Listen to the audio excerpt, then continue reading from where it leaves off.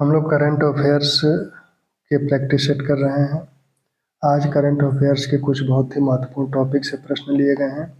उम्मीद है कि उन टॉपिक्स को आप पढ़े होंगे और जितने भी प्रश्न हैं उनको बड़ी आसानी से आप कर ले जाएंगे।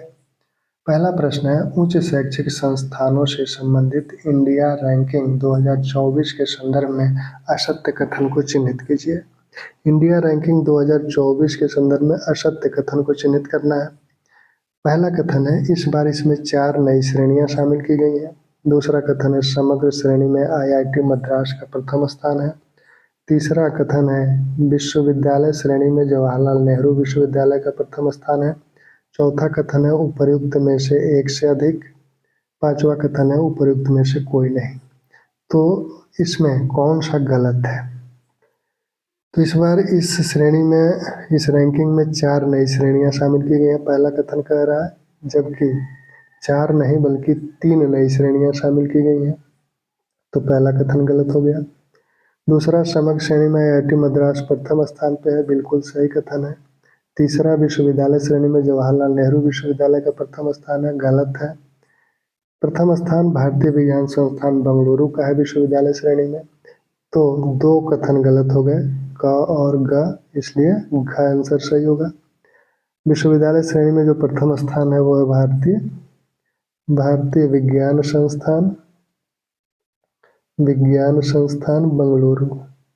भारतीय विज्ञान संस्थान बेंगलुरु का विश्वविद्यालय श्रेणी में प्रथम स्थान है। बेंगलुरु का विश्वविद्यालय श्रेणी में प्रथम स्थान है।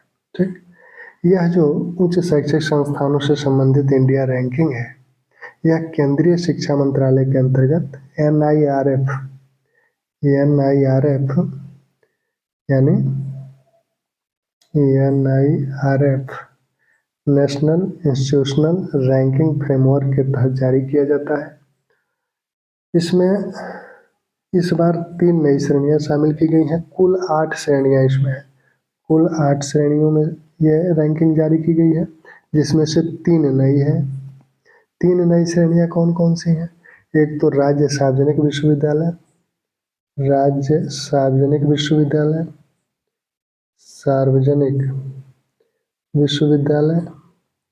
दूसरा मुक्त विश्वविद्यालय और तीसरा कौशल विश्वविद्यालय।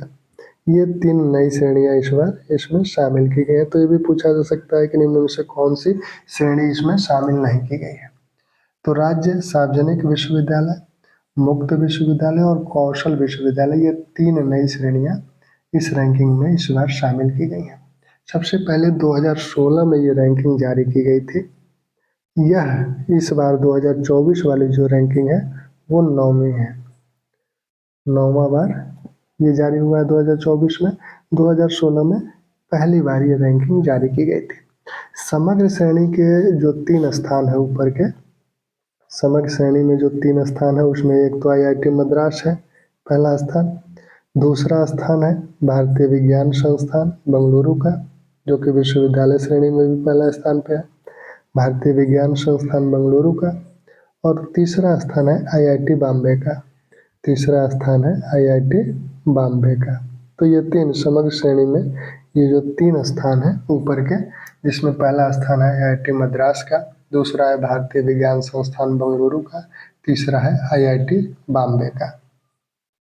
यह जो आईआईटी मद्रास का जो प्रथम स्थान है, यह लगातार 6वां वर्ष है जब मद्रास प्रथम स्थान पे, आईआईटी मद्रास प्रथम स्थान पे रहा है। विश्वविद्यालय श्रेणी में भारतीय विज्ञान संस्थान बेंगलुरु पहले स्थान पर है। कॉलेज श्रेणी में हिंदू कॉलेज दिल्ली पहले स्थान पर है। नवाचार श्रेणी में आईआईटी बॉम्बे पहले स्थान पर है। राज्य सार्वजनिक विश्वविद्यालय में अन्ना विश्वविद्यालय चेन्नई पहले स्थान पर है। उत्तर प्रदेश में स्थित संस्थानों को अगर देखा जाए तो आईआईटी कानपुर, आईआईटी उत्तर प्रदेश में जो संस्थान है उसको अगर देखा जाए तो आईआईटी कानपुर पहले पे है, उसके बाद बीएचयू। आईआईटी कानपुर का समग्र रैंकिंग में स्थान 5वां है और बीएचयू का समग्र रैंकिंग में स्थान 11वां है। ठीक, तो इस रैंकिंग से संबंधित जो प्रश्न आएंगे उसे आप आसानी से कर लेंगे। अगला प्रश्न, SDG इंडेक्स 2023-24 में समग्र रैंकिंग में शीर्ष स्थान पाने वाले राज्य का स्कोर कितना है? देखिए, सामान्यतः ये पूछा जाता है कि शीर्ष स्थान पर कौन सा राज्य है। चूँकि SDG इंडेक्स बहुत ही महत्वपूर्ण इंडेक्स है, इसलिए हमने इसमें स्कोर को विकल्प में दिया है। आप जिससे कि आप स्कोर पर भी ध्यान रखें कि अगर स्कोर को लेकर प्रश्न पूछ लिया जाए तो हम लोग प्रश्न को सही कर ले जाए। SDG इंडेक्स नीति आयोग द्वारा जारी किया जाता है, जिसमें डैशबोर्ड संयुक्त राष्ट्र एवं UNDP इंडिया का उसे सहयोग प्राप्त होता है। यह इंडेक्स जो जारी किया गया है कुल 16 लक्ष्यों के संदर्भ में और 17वें लक्ष्य पर गुणवत्ता विश्लेषण इसमें दिया गया है। कुल SDG इंडेक्स जो है, जो SDG जो सस्टेनेबल डेवलपमेंट गोल्स है, कुल 17 गोल्स निर्धारित हैं, जिसमें से 16 गोल्स को लिया गया है, 17वें गोल्स का गुणात्मक विश्लेषण किया गया है। इसमें कहा जा रहा है कि समग्र रैंकिंग में शीर्ष स्थान पाने वाले राज्य का स्कोर कितना है। तो समग्र रैंकिंग में जो शीर्ष स्थान पाने वाले राज्य है, उन राज्यों को अगर देखा जाए तो केरल और उत्तराखंड पहले स्थान पर है। केरल का भी उतना ही उसको स्कोर है जितना उत्तराखंड का है। तो केरल और उत्तराखंड का स्कोर 79 है, यानी 100 में 79 नंबर ये स्कोर किए हुए हैं।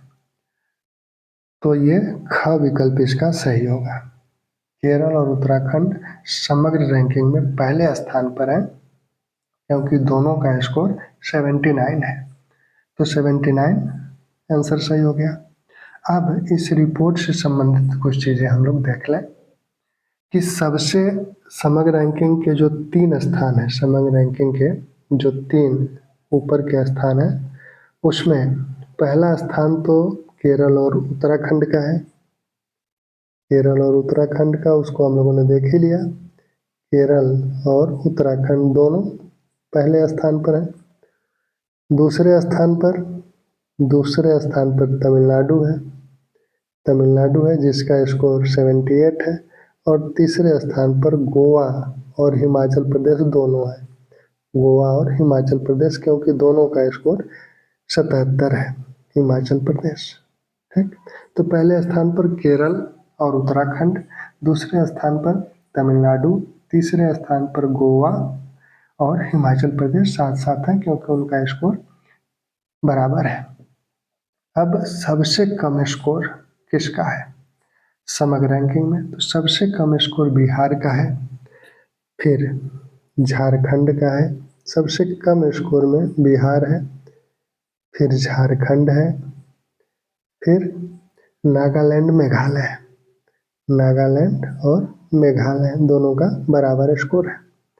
बिहार का स्कोर 57 है, झारखंड का स्कोर 62 है, नागालैंड मेघालय का स्कोर 63 है। जो केंद्र शासित प्रदेश हैं, केंद्र शासित प्रदेशों में सबसे प्रथम स्थान पर, यानी समग्र रैंकिंग में प्रथम स्थान पर केंद्र शासित प्रदेशों में चंडीगढ़ है। केंद्र शासित प्रदेशों में चंडीगढ़ प्रथम स्थान पर है, ठीक। अब इसमें 4 श्रेणियां बनाई गई हैं। 4 श्रेणियों में एक तो आकांक्षी एस्पिरेंट श्रेणी है, जो राज्य 0 से 49 के बीच में अंक पाएंगे, उन्हें आकांक्षी माना जाएगा। जो 50 से 64 के बीच में पाएंगे, उन्हें परफॉर्मर यानी प्रदर्शनकर्ता, और जो 65 से 99 के बीच में अंक पाएंगे, उन्हें फ्रंट रनर अग्रणी, और जो 100 पा जाएगा उसे अचीवर लक्ष्य प्राप्त करता कहा जाता है। तो 4 श्रेणियां इसमें है, ठीक। 16 लक्ष्यों के संदर्भ में ये श्रेणियां निर्धारित की गई। अब इसमें आकांक्षी और लक्ष्य प्राप्त जो एस्पिरेंट है और जो अचीवर श्रेणी है, उसमें कोई राज्य नहीं है, न तो कोई केंद्र शासित प्रदेश है। तो आकांक्षी में भी कोई राज्य नहीं है, आकांक्षी श्रेणी में कोई राज्य नहीं है, और जो अचीवर है, लक्ष्य प्राप्त करता, उसमें भी कोई नहीं है, क्योंकि लक्ष्य प्राप्त करता वही होगा जो 100 में 100 पाएगा। तो ये दोनों नहीं है, कोई राज्य या कोई भी केंद्र शासित प्रदेश नहीं है। केंद्र शासित प्रदेश जो है वो आपके परफॉर्मर भी नहीं है, सिर्फ अग्रणी है। तो यह ध्यान देने की बात है, हो सकता है पूछा जा सकता है कि जो केंद्र शासित प्रदेश है वो सिर्फ अग्रणी है, अग्रणी है। वो न तो एस्पिरेंट में है, आकांक्षी में है, न ही परफॉर्मर में है और न ही अचीवर में है। जितने भी केंद्र शासित प्रदेश हैं वो सब अग्रणी श्रेणी में है। ठीक, अब थोड़ा सा हम लोग एसडीजी के संदर्भ में चीज़ें देख लें, क्योंकि एसडीजी से प्रश्न पूछा जाता है, फिर भी आगे भी पूछा जाएगा ही कि एसडीजी जो सस्टेनेबल डेवलपमेंट गोल्स निर्धारित किए गए, ये संयुक्त राष्ट्र संघ द्वारा निर्धारित किए गए हैं। 2015 सितंबर 2015 में ये गोल्स निर्धारित किए गए। 2016 से 2030 के बीच इन्हें प्राप्त करना है। जो गोल्स हैं वो 17 गोल्स हैं। 17 गोल्स में जो पहला गोल है गरीबी की पूर्णतः समाप्ति, दूसरा गोल है भूखमरी की समाप्ति, तीसरा है अच्छा स्वास्थ्य और जीवन स्तर, चौथा है गुणवत्तापूर्ण शिक्षा, पांचवा है लैंगिक समानता, छठवां है साफ पानी और स्वच्छता, सातवां है सस्ती एवं स्वच्छ ऊर्जा, आठवां है अच्छा काम और आर्थिक विकास, नौवां है उद्योग नवाचार और बुनियादी ढांचा का विकास, 10वां है असमानता में कमी, 11वां है टिकाऊ शहरी और सामुदायिक विकास, 12वां है जिम्मेदारी के साथ उपभोग और उत्पादन, 13वां है जलवायु परिवर्तन, 14वां है पानी में जीवन यानी समुद्री संसाधनों का संरक्षण, 15वां है भूमि पर जीवन यानी जंगल जैव विविधता इन सब का संरक्षण, 16वां है शांति और न्याय के लिए संस्थान, यानी यहाँ शांति और न्याय के लिए संस्थान का मतलब है कि सुशासन से मतलब है। 17वां है लक्ष्य प्राप्ति में सामूहिक साझेदारी यानी वैश्विक भागीदारी। तो 16 लक्ष्य इसमें लिए गए हैं, 17वें का विश्लेषण किया गया है। तो 17वां के संदर्भ में रैंकिंग नहीं निर्धारित की जा सकती, इसलिए 16 के संदर्भ में रैंकिंग निर्धारित की गई और 17वां जो लक्ष्य है वैश्विक भागीदारी इनको प्राप्त करने के संदर्भ में उसका विश्लेषण किया गया है। ठीक, अब अगला प्रश्न है स्वच्छ वायु सर्वेक्षण 2024 में श्रेणी 3 के नगरों में किसका शीर्ष स्थान है? स्वच्छ वायु सर्वेक्षण। अब स्वच्छ वायु सर्वेक्षण 2024 जो कि पर्यावरण वन एवं जलवायु परिवर्तन मंत्रालय के तहत जारी किया जाता है और इस मंत्रालय ने 2019 में राष्ट्रीय स्वच्छ वायु कार्यक्रम शुरू किया। तो इसमें अमूमन जो पूछा जाता है कि प्रथम श्रेणी के नगरों को पूछा जाता है, तो 3 श्रेणी में नगरों को इसमें बांटा गया है, इसलिए मैं तीसरे श्रेणी के संदर्भ में प्रश्न बनाया हूँ। आप तीनों श्रेणियों के प्रथम स्थान को जानते रहें। 2019 में यह रिपोर्ट जो है पर्यावरण वन एवं जलवायु परिवर्तन मंत्रालय द्वारा जारी की जाती है। इस मंत्रालय ने 2019 में राष्ट्रीय स्वच्छ वायु कार्यक्रम को शुरू किया, जिसमें 130 शहरों के वायु को स्वच्छ करने संबंधी ये कार्यक्रम है और इन 130 शहरों में से कुछ को प्रथम श्रेणी में जो बड़े नगर हैं वो प्रथम श्रेणी में है, उसके बाद मध्यम जो द्वितीय श्रेणी में है और जो उससे छोटे नगर हैं वो तृतीय श्रेणी में रखे गए हैं। तो इसमें जो पहली श्रेणी, इस प्रश्न को अगर देखें तो तीसरे श्रेणी में जो स्थान है प्रथम वो तो रायबरेली का है। प्रथम श्रेणी में जो पहला स्थान है वो सूरत का है, सूरत का। दूसरे श्रेणी में जो पहला स्थान है वो है अमरावती का, अमरावती का। और तीसरे श्रेणी में जो पहला स्थान है वो रायबरेली का, रायबरेली का। ठीक, उत्तर प्रदेश के रायबरेली का।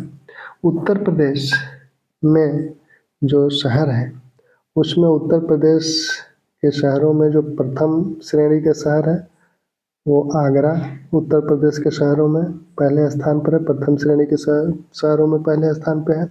उत्तर प्रदेश के द्वितीय श्रेणी के शहरों में पहला स्थान फिरोजाबाद का है और उत्तर प्रदेश के तृतीय श्रेणी के शहरों में पहला स्थान रायबरेली का है। ठीक, तो ये यहाँ से भी अगर प्रश्न आएगा तो उसको हम लोग कर लेंगे। फिर अगला प्रश्न है, सबसे अधिक आकांक्षी ग्राम पंचायतें किस राज्य में है। ग्राम पंचायतों संबंधी जो रैंकिंग आई थी एसडीजी संबंधी, उसको हम लोगों ने कल देखा था, उससे एक प्रश्न। तो सबसे अधिक आकांक्षी जो ग्राम पंचायतें हैं वो बिहार में है। ठीक, अगला प्रश्न है, देश का पहला प्रमाणित ग्रीन म्यूनिसिपल बांड किस नगर निगम द्वारा जारी किया गया है। तो यह बांड जो है वो आपके गाजियाबाद द्वारा जारी किया गया है। देश का पहला प्रमाणित ग्रीन म्यूनिसिपल बांड है यह। अगला प्रश्न है, भारत सरकार ने किस तिथि को आयुर्वेद दिवस मनाने का फैसला किया है। तो भारत सरकार ने 23 सितंबर को आयुर्वेद दिवस मनाने का फैसला किया है। हम लोग दिवसों को एक बार देखेंगे जो विभिन्न दिवस हैं। फिर अगला प्रश्न है, 76वें गणतंत्र दिवस समारोह के मुख्य अतिथि कौन थे। 76वें गणतंत्र दिवस के मुख्य अतिथि इंडोनेशिया के राष्ट्रपति प्रबावो सुबियांतो थे। एंटोनियो कोस्टा ये यूरोपीय परिषद के अध्यक्ष हैं। याली लुला डा सिल्वा ब्राजील के राष्ट्रपति हैं। ली जेम्यूंग दक्षिण कोरिया के राष्ट्रपति चुने गए हैं। अगला प्रश्न है, किस राज्य ने स्वदेशी गायों की नस्लों को राजमाता का दर्जा दिया है। तो स्वदेशी गायों की नस्लों को महाराष्ट्र सरकार ने राजमाता का दर्जा दिया है। अगला प्रश्न, अंडमान निकोबार द्वीप समूह की राजधानी पोर्ट ब्लेयर का नाम बदलकर क्या रखा गया है। तो पोर्ट ब्लेयर का नाम बदलकर विजयपुरम रखा गया है। ठीक, अगला प्रश्न है, विश्व मिशन मौसम को कौन कौन से संस्थान क्रियान्वित करेंगे। विश्व मौसम मिशन को कौन कौन से संस्थान क्रियान्वित करेंगे।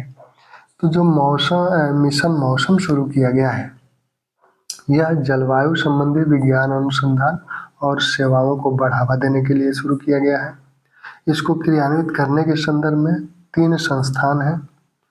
3 संस्थानों में एक तो मौसम विज्ञान विभाग, ये पृथ्वी मंत्रालय इसको के अंतर्गत मौसम विज्ञान विभाग है, यह मौसम विज्ञान विभाग।